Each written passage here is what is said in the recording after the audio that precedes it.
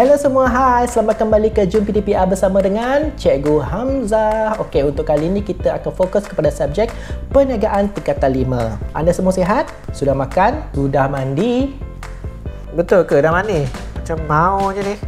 Okey, gurau je. Untuk hari ini, topik yang cikgu akan sentuh adalah topik bab 5, persediaan menjadi usahawan, iaitu subtopik 5.2, faktor-faktor penyumbang untuk memulakan perniagaan. Okey, jom kita start. Faktor-faktor penyumbang untuk memulakan perniagaan ni kita ada 7. Sekarang kita nak tengok apakah 7 aspek tersebut. So, ini adalah 7 faktor penyumbang memulakan perniagaan. Mesti kamu heran, cikgu, kenapa nama dia lain? Okey, untuk 7 aspek ini cikgu dah ringkaskan menjadi satu ayat untuk senang kamu ingat. Mak kata lepas bermain, pergi siapkan latihan. Mak kata lepas bermain, pergi siapkan latihan. Maksudnya di sini ialah, ini adalah maksud dia. Modal, kemahiran, lokasi sesuai, bantuan profesional, pemasaran, stok dan latihan. So, ini adalah mak kata lepas bermain, pergi siapkan latihan. Okey, kita tengok yang pertama, iaitu mak. Okey, mak adalah modal. Ingat itu, mak adalah modal.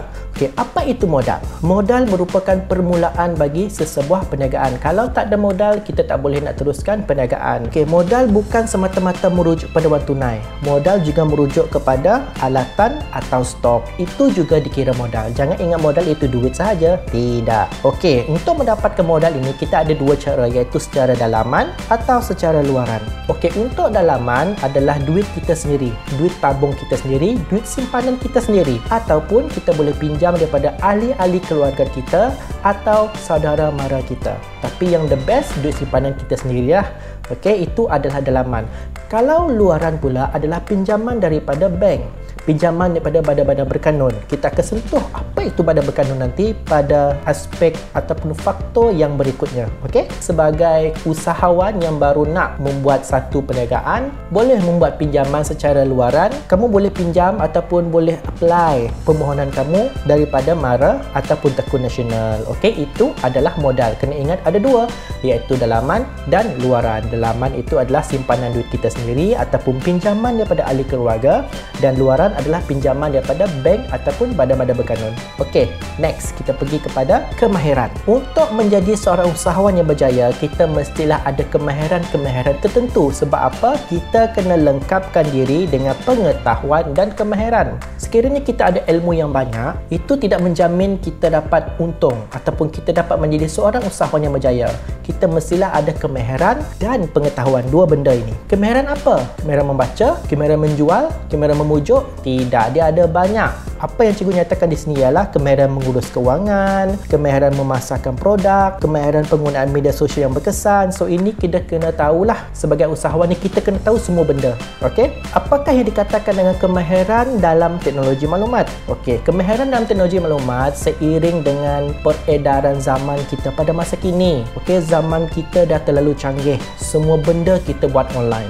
So, kita kena tahu macam mana nak guna peralatan-peralatan online ini. Sebab apa? Sebab untuk meluaskan rangkaian perniagaan kita. Kita tak nak perniagaan kita hanya tertumpu pada satu tempat sahaja. Orang kenal kita hanya satu tempat sahaja. Kita nak perniagaan kita meluas. Orang kenal, orang tahu. Bukan di setakat dalam negeri, bahkan di luar negeri. Lagi bagus di luar negara, melibatkan antarabangsa. Okey, yang kedua, tujuan kemahiran dalam teknologi maklumat ini adalah untuk mengukuhkan kedudukan kewangan. Apa maksud dia? Kalau orang-orang zaman dulu, okey, sebelum zaman IT, zaman teknologi ini, orang uruskan pengurusan kewangan dia manual. Okey, tulis dalam buku, kira guna kalkulator, paling teruk pun guna sempua. Tahu sempua? Ini adalah sempua. Okey, itu zaman dulu. Tapi dengan adanya zaman teknologi sekarang, dalam zaman teknologi maklumat, sebab dengan adanya teknologi maklumat ini, kita dapat menguruskan keuangan kita dengan lebih baik, cekap dan cepat tanpa ada masalah. Okey, itu kemahiran. Sekarang kita pergi yang ketiga, iaitu mak kata lepas. L, lokasi yang sesuai. L adalah lokasi yang sesuai. Okey, kenapa lokasi itu penting? Kenapa lokasi itu menjadi faktor memulakan perniagaan? Sebab kalau kamu kamu seorang usahawan, sudah ada kedai tapi tak tahu nak jual barang kamu dekat mana, so tak ada guna juga. Okey, siapa yang nak beli? Hantu ke? Okey, mestilah orang. So orang tu mesti ada satu lokasi yang bersesuaian, yang ada pelanggan yang betul-betul nakkan barang kita. Okey, apa itu lokasi sesuai? Perancangan lokasi perlu dititik beratkan untuk menentukan kos yang akan dikeluarkan kerana pemilihan lokasi sesuai dan berpotensi menentukan keuntungan perniagaan.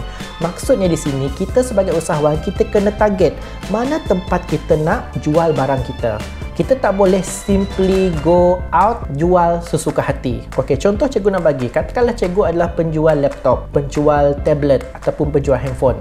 Sebab sekarang kita tengah PDPR, sekarang memerlukan barang-barang seperti laptop, tablet dan komputer kan. Okey, katakanlah cikgu nak jual barang-barang cikgu ni ke kawasan pedalaman. Okey, ke kawasan yang tak ada line ataupun ke kawasan yang elektrik tak ada, ke tempat yang tak ada rangkaian internet, ke tempat yang tak ada rangkaian telekomunikasi pun. So, adakah sesuai atau tidak?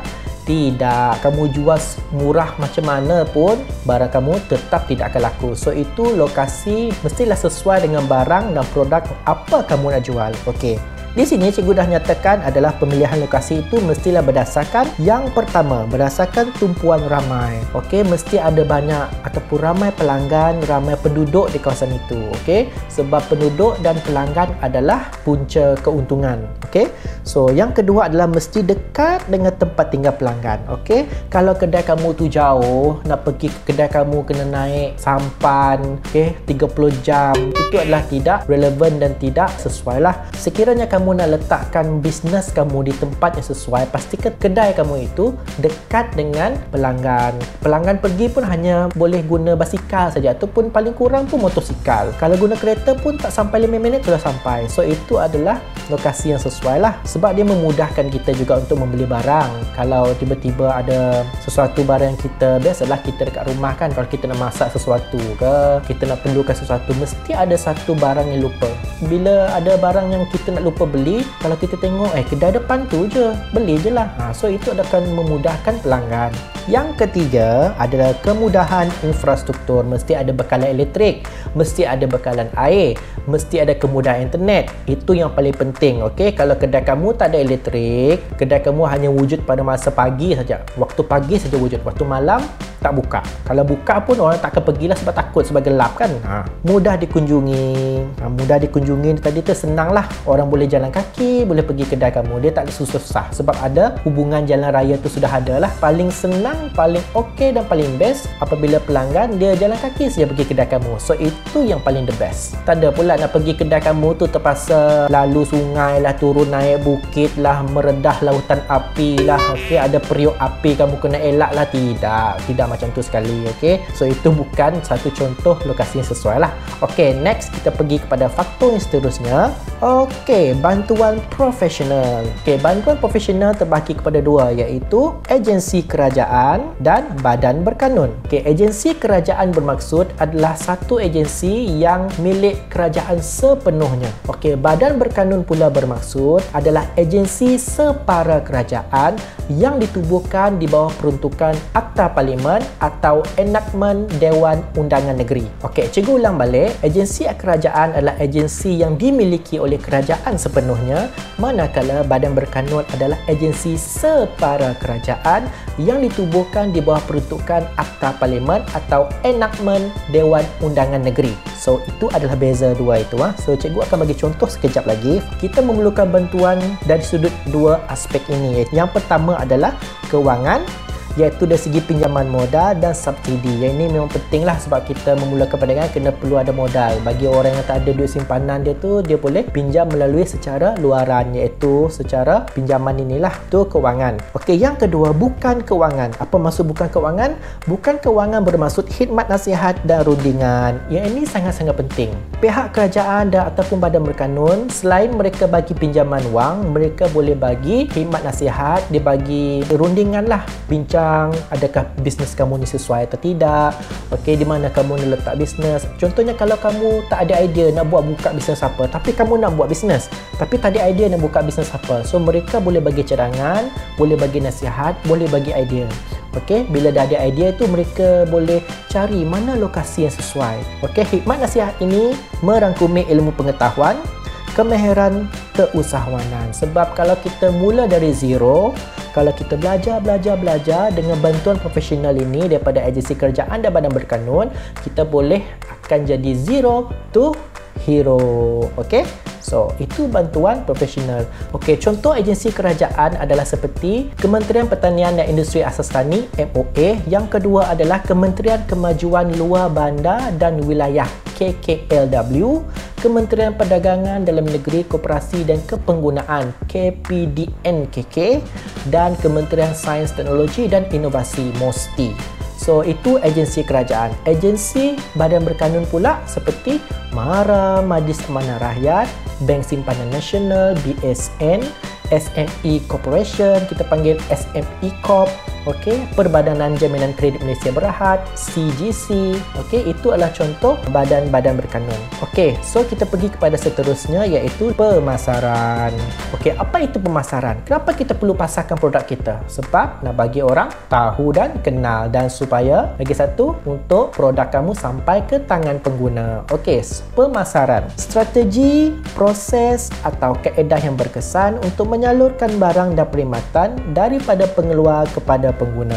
Okey, selain nak promote barang kamu, pemasaran juga bererti barang yang kamu cipta itu di kedai kamu cipta produk itu mestilah sampai ke tangan pengguna. Mestilah pengguna itu boleh guna produk kamu. Itu adalah pasaran. Dengan kata lain, menyalurkan barang dan perkhidmatan daripada pengeluar asal kepada pengguna akhir. So itu adalah pemasaran. Okey, pemasaran melibatkan urusan sebelum jualan. Sebelum kamu nak jual produk kamu, dia ada proses sebelum jualan itu. Proses apa? Kajian.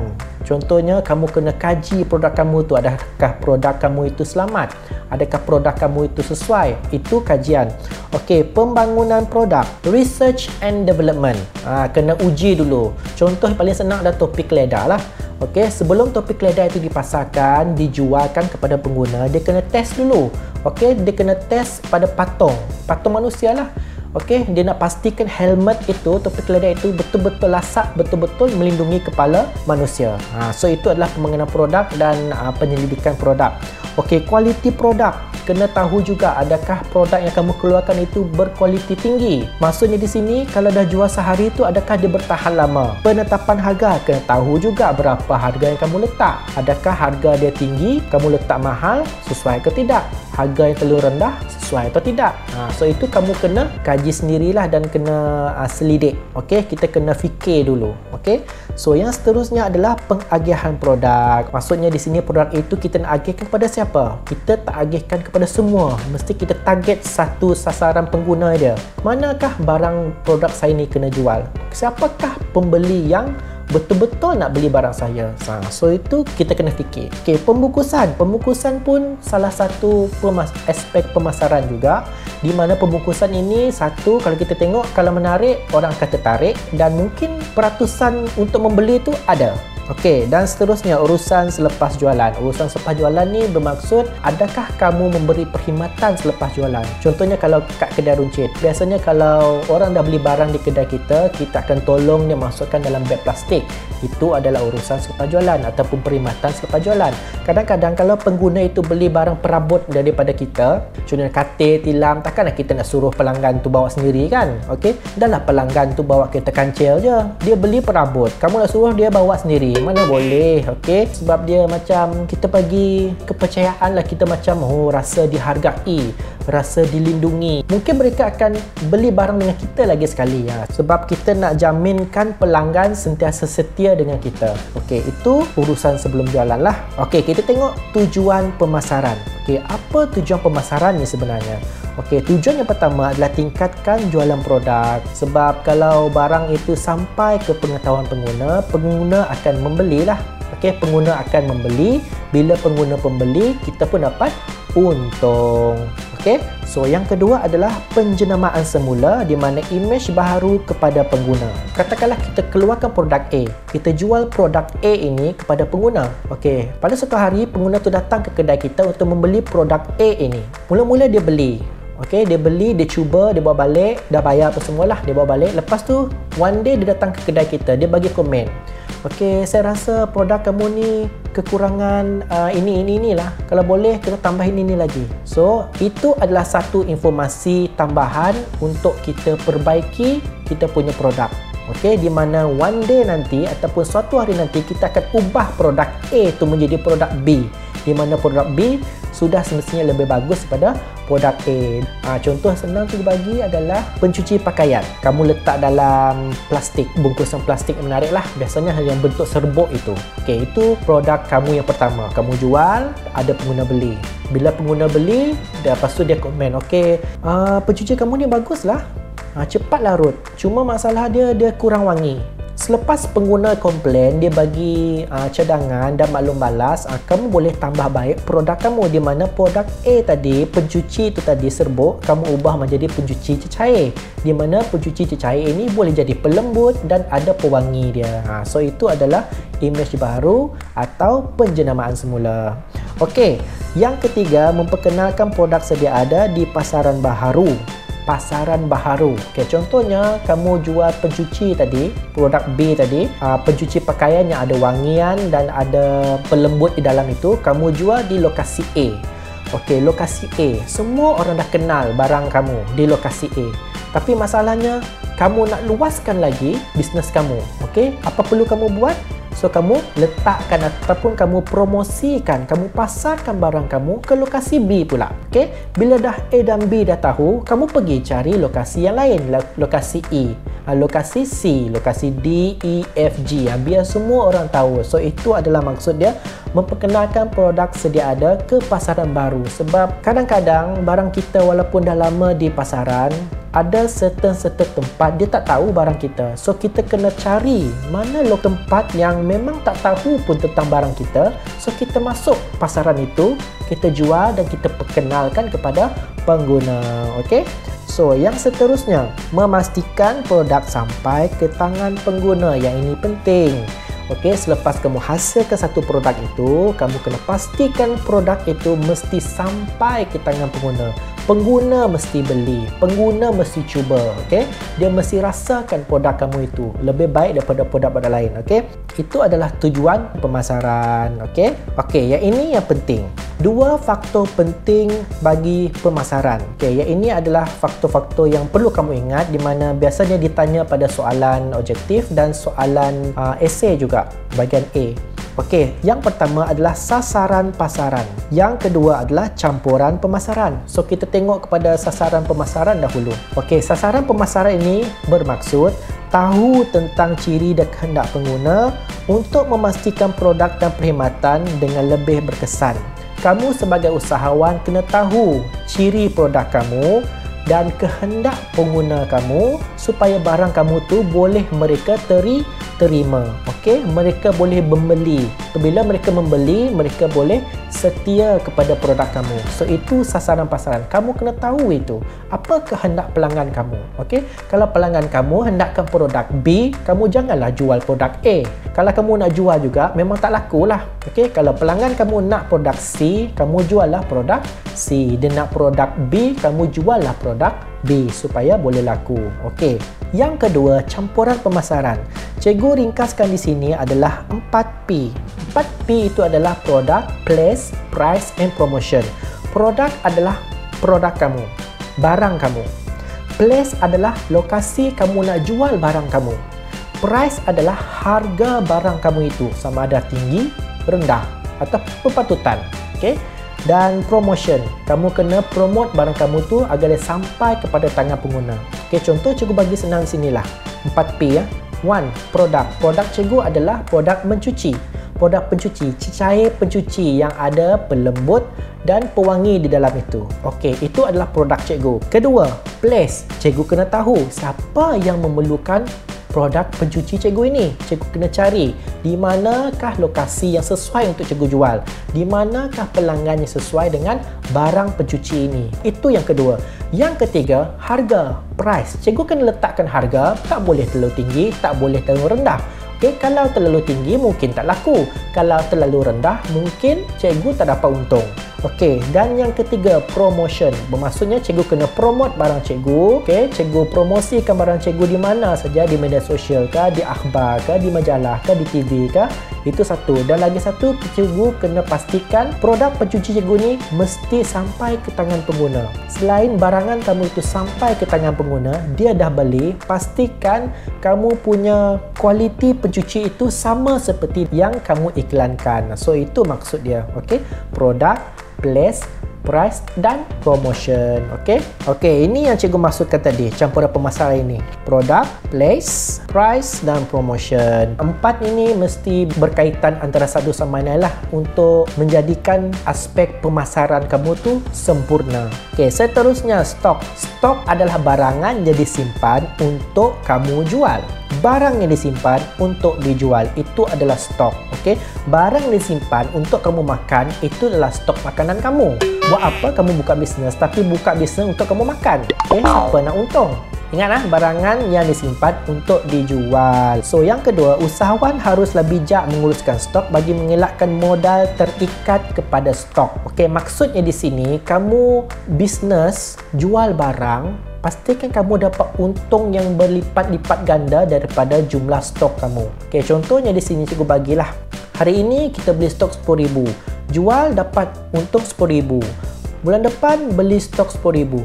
Jual lagi dapat untung 10,000. So itu tidak sesuai. Pastikan keuntungan yang kamu dapat berlipat kali ganda daripada modal stok yang kamu beli. Okey, yang paling penting di sini adalah apabila stok yang cukup, perniagaan kita akan lancar. Di sini cikgu nak terangkan dua jenis stok.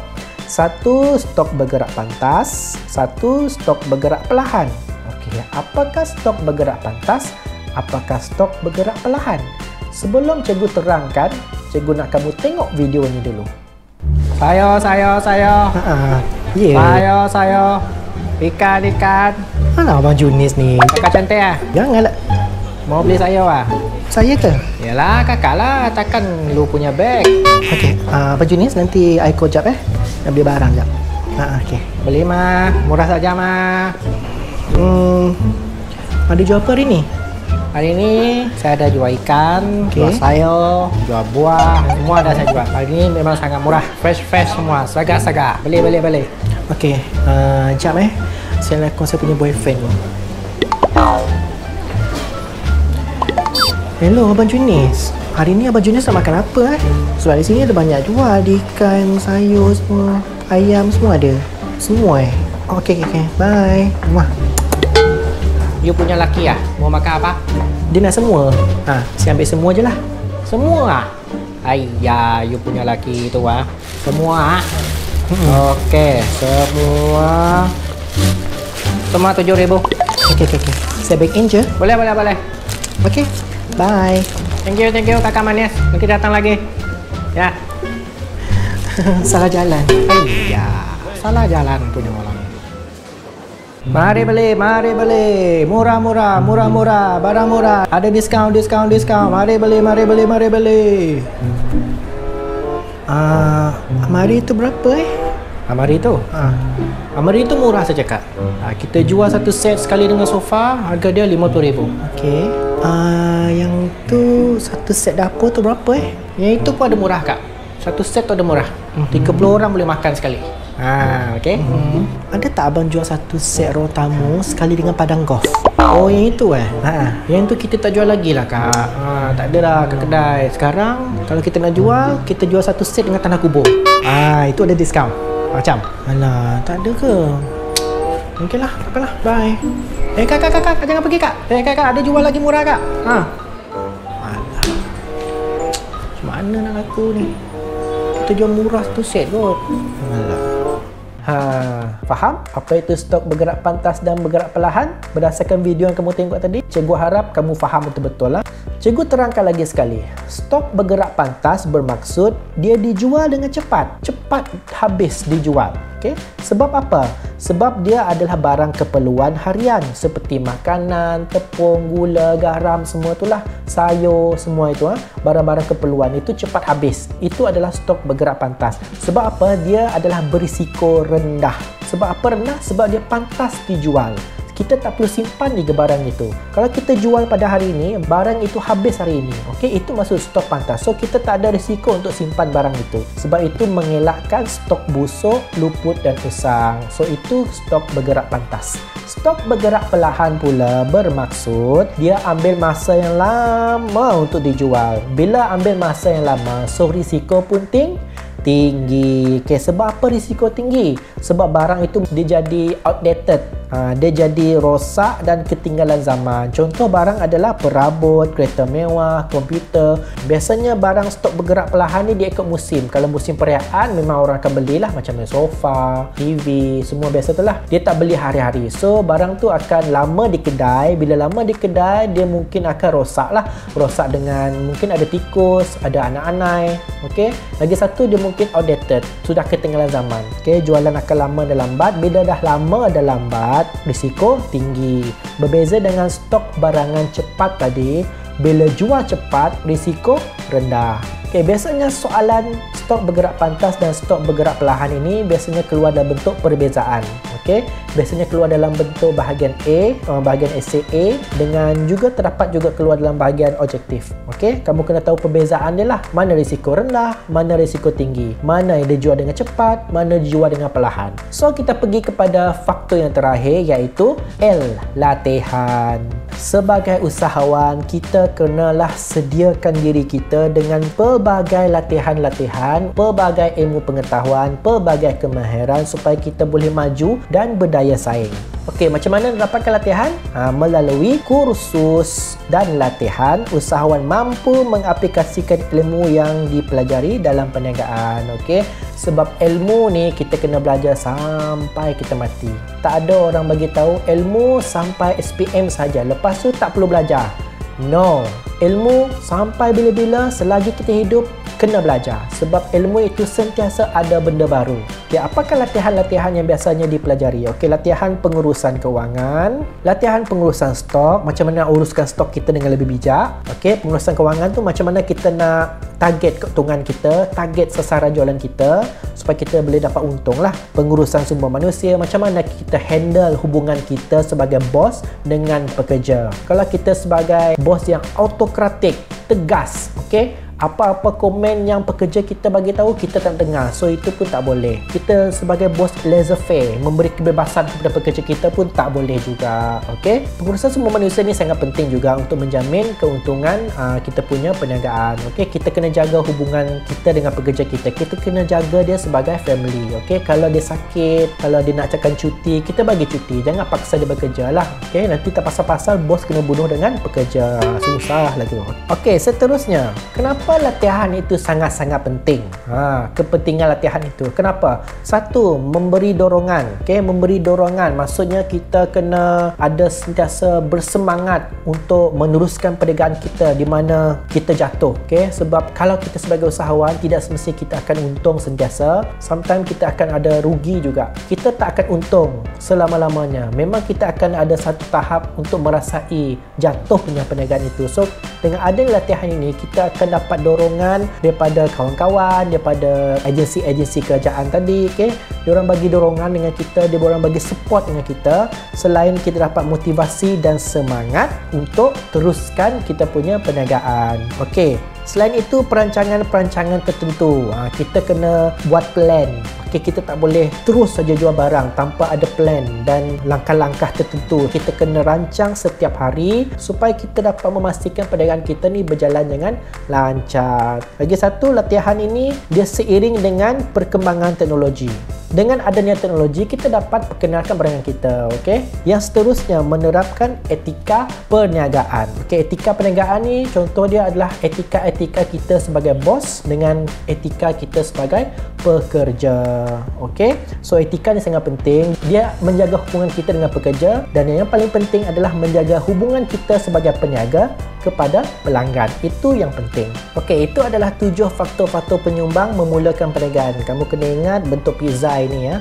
Okey, mak kata lepas bermain, siapkan latihan. Apa itu mak kata lepas bermain, siapkan latihan? Dia adalah modal, kemahiran, lokasi, bantuan, pemasaran, stok dan latihan. So, 7 faktor ini kamu kena ingat. Kalau susah sangat ingat, kena hafal yang cikgu bagi tahu ini. Mak kata lepas bermain, siapkan latihan. Okey, untuk tugasan 13, cikgu nak kamu hasilkan satu jadual sebegini yang ada nama perniagaan kamu. Okey, lepas tu ada 7 faktor tadi. So, cikgu bagi contoh apa yang cikgu buat. Nama perniagaan cikgu adalah Hamuzah's Halal Food Truck.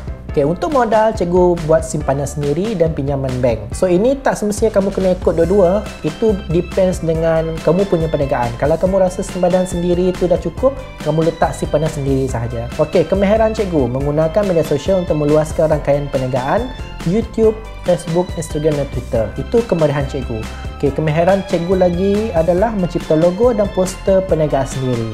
Okey, menu makanan 80% ciptaan cikgu sendiri. Itulah kemahiran cikgu. Okey, kemahiran perniagaan kamu mesti ikut kemahiran masing-masing. Okey, lokasi perniagaan berubah mengikut keadaan dan permintaan pengguna, di mana cikgu setiap hari Isnin hingga Jumaat cikgu berubah-ubah tempat. Okey, Sabtu dan Ahad kekal di lokasi yang sama. Okey, itu lokasi cikgu.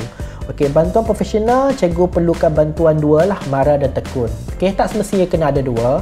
Okey, kamu kena pilih satu saja pun dah cukup. Kalau nak dua pun boleh. Pemasaran, menghasilkan pemakanan sendiri dan menyalurkannya sendiri kepada pengguna. Maksudnya cikgu buat makanan cikgu sendiri dan cikgu sendiri yang jualkan kepada pengguna. Itu pemasaran cikgu. Dan lagi satu adalah mendengar cadangan dan komen daripada pengguna untuk menambah baik produk. Stok, cikgu dapatkan daripada pemekan tetap. Cikgu ada pemekan tetap. Dan stok, cikgu ada stor sejuk beku.